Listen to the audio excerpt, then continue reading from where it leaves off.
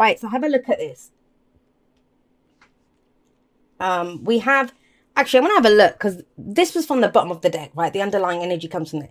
So what are we walking away from? Like whenever the Eight of Cups comes up, I'm going to have a look in a moment. But whenever the Eight of Cups comes up, we are leaving something behind, right? We're done with it. It doesn't hurt anymore. It doesn't have any kind of emotional. We're just done. That's why it's so easy to leave those 8 cups around. They look amazing, right? Beautiful, shiny, lovely cups in this deck. And this person's like, yeah, no, I want my 9 cups. I want my heart's desire. Now, think about it. It's taken this person a lot of time and energy to collect all of these 8 cups. So it could be something that you've invested a lot of time in. Your work, your relationships, whatever it is. Now, this doesn't actually physically mean walking away. Doesn't physically mean walking away. It's cups. We're emotionally done. But for some people, when we're emotionally done with the situation, that can lead to us physically walking. But at its core, the message of this card is, I don't want to feel this way anymore. I want to feel more. I want my heart's desire. I deserve more. Beautiful energy. That's why I love that so much. I always see the 8 of Cups as a card of progress. Because even if you're leaving something behind, emotionally, whatever, right? You are moving towards something else. And that's why I actually did want to have a look at, yeah, look, 8 of Wands. We have another 8 coming up underneath the 8 of Cups. And that's just it. This could be you're walking away to go find some more information, to go communicate, to look at different opportunities. But whatever you've had, has been available to you in the past, you don't want that. You're done with that. And that's actually very fertile ground in which to sow new seeds and to create newness. And why am I saying that? Because we have the Empress there in the middle. But I just want to I'll come back to her in just a moment.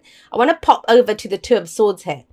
Because if we're leaving something behind, it serves us to look at what's been going on. What led to this emotion of I'm done and whatever. You've been trying to make 2 truths work. That's what it is. This is that it's indecisive, yes. But why? Why is this person not making a decision? Because that's what it represents. Each one of those is a sort of truth. She's trying to make 2 truths work and they don't work. They don't work. And that's the whole point of the 2 of Swords is we're trying to keep the status quo. We're trying to keep things stable, but your arms get tired. I don't care how much you lift. That is exhausting. Trying to hold 2 swords there, trying to make 2 truths work. This can be inner conflict. This can be a situation where there's 2 different parties or 2 different people and their truths clash. And it could be that someone's been compromising their truth or been trying to maintain the situation but the 2 truths don't work. Ultimately, with the 2 of Swords, one of those swords has to get put down and one truth prevails, right? But what I love about your spread is whatever this truth is, whatever that decision is that needs to be, it's getting made from this very emotional place. Very emotional place. I don't want to feel like that anymore. I don't want to feel like that anymore. And it's not kind of like a woe is me, my life sucks, or, any of that. It's like, right, done with this. And I'm assuming you figured out what your truth is. It's very much, I kind of get the sense that whatever this was, because think about it. The 2 of Swords, after this is the 3 of Swords. So that's when we heal from that pain. We look at the stories, the triggers, whatever has upset us. That's the heartache, the pain that comes from having made that decision. And the implication here is that you've been through that because there is no more pain. I just don't want to feel like this anymore. I'm just done. That's why the focus is on the new. What you're trying to grow, what you're trying to create. The Empress, she's the mother in the tarot. She's actually called the mother in some tarot decks. But she's very much about creating something new.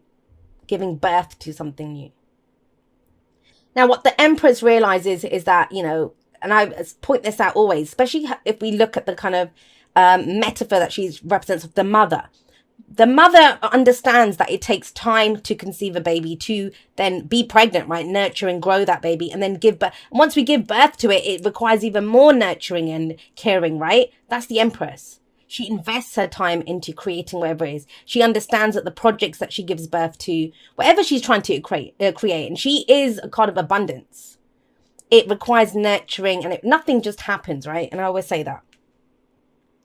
So this is looking towards new. There's, what am I trying to grow? And, that seems like a very obvious thing to say. There's a lot of us that don't put any emphasis on the new year starting, but a lot of people do, right?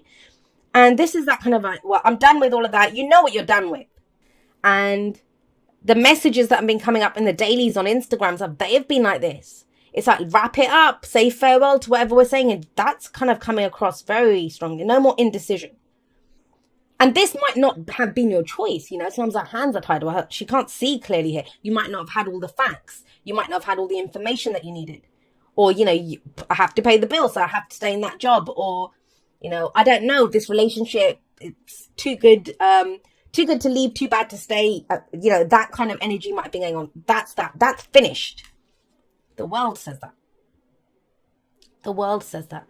So a lot of the energy here is wrapping up kind of energy, right? With the Eight of Cups and the World. But this is a victory card. And I think a lot of people forget that with the World card. It's a victory card. She's actually doing a victory dance here. And it's very interesting because if you look at her, it didn't come up in your spread, but if you look at it that way, it's very similar to the Hanged Man, right? The Hanged Man was nothing was shifting, nothing was changing. Because a change of perspective was needed. We need to let go of seeing something in a different way. A change of philosophy. What do I believe? Whatever changed with that, now we're here. That change in your perspective, the way that you see things now, understanding what you're worth, understanding that I deserve to have my heart's desire. The new projects, whatever it is that you're looking to give birth to, abundance in all forms. That's the Empress. Whether it's emotional abundance, financial abundance, whatever it is. This is a card of, I always see it as she's very attractive. But by attractive, I don't just mean by the way she looks. I mean, she's able to attract to herself whatever she wants. So with the World coming up here, yeah, you feel that. You feel that. And I think a lot of people have. I will talk about this. I'm going to be doing a live outro, so I will talk about it in that. But it does. But I think for the first time in very many years, this actually does feel like something is ending. Go forward. And this is a weekly reading, but it kind of sets us up, right? It kind of sets us up. This is where we are very forward focused and we're looking at what we're looking to create in the year to come. We can sometimes think that, a lot of people have a lot of shit to say about 2018. And I get it. It was a difficult year for a lot of people, but it taught you a lot. The World says that. And in fact, it's what gave you, after having gone through all of that, that's what's left you with this. You've done that. Whatever you worked on, great, did it, got to 8 of Cups. Now it's time for the 9 of Cups, right? That's the implication here. Now, what do we do? Once this ends, once we realize that, we've been in this transitional phase, we're ready to step forward. How do you step forward? You step forward as the Page of Wands. As the Page of Wands. So what are we looking at here? It's not the Page of Cups, which is going to ask you to look at how you feel. It's not the Page of Swords, which is about, what information do you have to work with. It's not even the Page of Pentacles, which is, what am I trying to start? What physically can I do? What contracts do I need to sign? Where am I moving? What am I doing? What am I beginning? It's the Page of Wands. Get in touch with that inner muse. This is, and it's, sitting underneath the Empress. This is very much inspiration I'm getting here. I always see the Page of Wands as the muse. What gets us excited? It could, think about it. It could be the first stirrings of passion that we have for someone, right? We go to explore that. Ooh, why is it so exciting to see this person? Or, you're going through some app store or something. I'm thinking, well, there's not an app for this. That first idea. That's what this is. And it gets you excited. When that first bit of excitement and enthusiasm hits, that's the Page of Wands.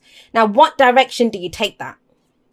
Because trust me, you guys are equipped with the knowledge of where you don't want to take it. And that is actually a very good, that's a gift in and of itself, to know where you're not taking it.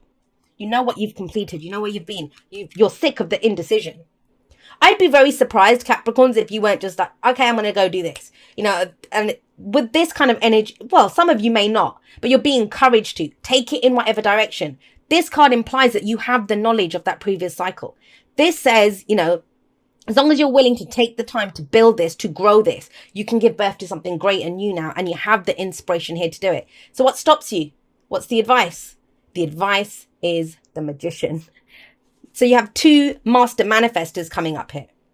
But manifestation is not we click our fingers and it happens. Manifestation is not I stare in the mirror and say an affirmation and it happens, right? It's that vision. It's the direction. It's our true north. It shows us this is what my heart desires and I'm willing to do whatever it takes. The Magician is here to say, okay, you do have the knowledge. Very much so have the knowledge, right? World tells you that. You have all the tools in front of you, like he does. And those are actually the aces, if you think about it. He has the Ace of Cups, the Ace of Swords, the Ace of Pentacles, and which one am I missing? The Ace of Wands. So those are all the new beginnings. He has the potential to begin all these new cycles. Does he have the confidence to do it? Now, you do. It's coming up as advice, and it's telling you you have everything that you need to go forward and to make this magic happen, because you are the alchemist. You're the magician. You're the one that channels the energy, directs, focuses your energy where it needs to go. But why would you be reminded about the confidence? Because where would the lack of confidence come from? That's how we read the spread, right? It would come from the Two of Swords. So whatever this was, I don't know if this was a decision that you regret that you made in the past, a decision that you were forced to make, or a decision that you did not make in the past. But the key thing here is it's in the past. Things are different now. Even that served you. Even whatever you did there, whether you regret the decision, made the decisions, it was someone else's, right? It's a general reading. It can go both ways. None of that. It's all gone. And the magician is actually step one. It's number one in the major arcana. This is the true beginning. So we have an ending here. So if you look at the progression here, that would be the ending, number 21, right? 0 is the Fool, but we don't have the Fool here. We have the Page of Wands and very similar energy. What gets you excited? What new experience do you want? What new direction can you go in? And it's the page.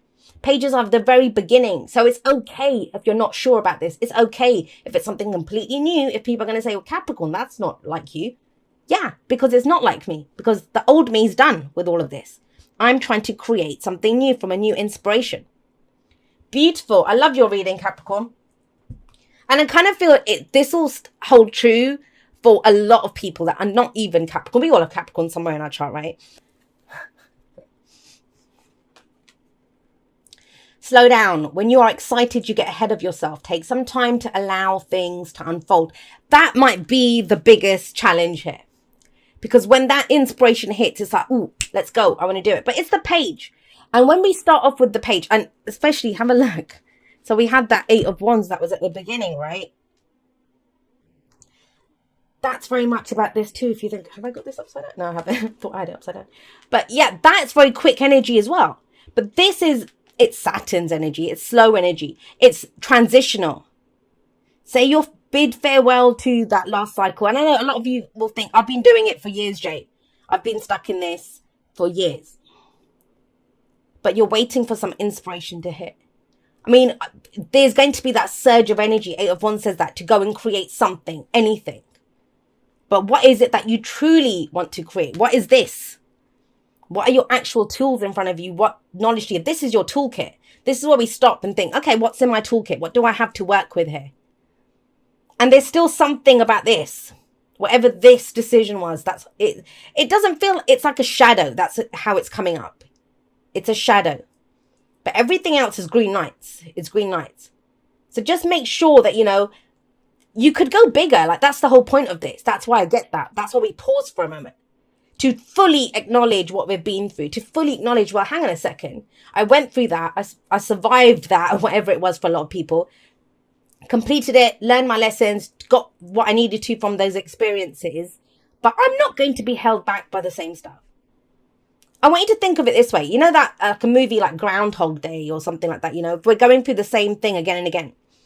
And I used this example recently actually for someone, but even if the same thing happens every day, you know, the same car comes around the corner, the same person says hello to you, same breakfast gets served to you, whatever it is, it's not the same day because you've changed. You retain all your memories. You know what happened the day before. You're starting to know how it works. So it's not the same day in that sense. And that's what this is. There's a message coming through for that. And that feels like what the pause is. When you understand that. You might go into the same job this week. You might talk to the same person. You might love the same person. You might want that same hobby. You might still have that dream. But you are not the same. You are not the same. You have new tools in your kit to work with. And this is gone. Right. All right, my lovelies. Thank you for, watching your reading. I am going to be doing a live outro. In fact, if you're watching this video, as soon as it's gone up, you should see a notification there of when I'm planning to do it. If not, it will already be up and I'll link it at the end of this video. But I love you guys very much. I will see you next time. That's all for now. Goodbye.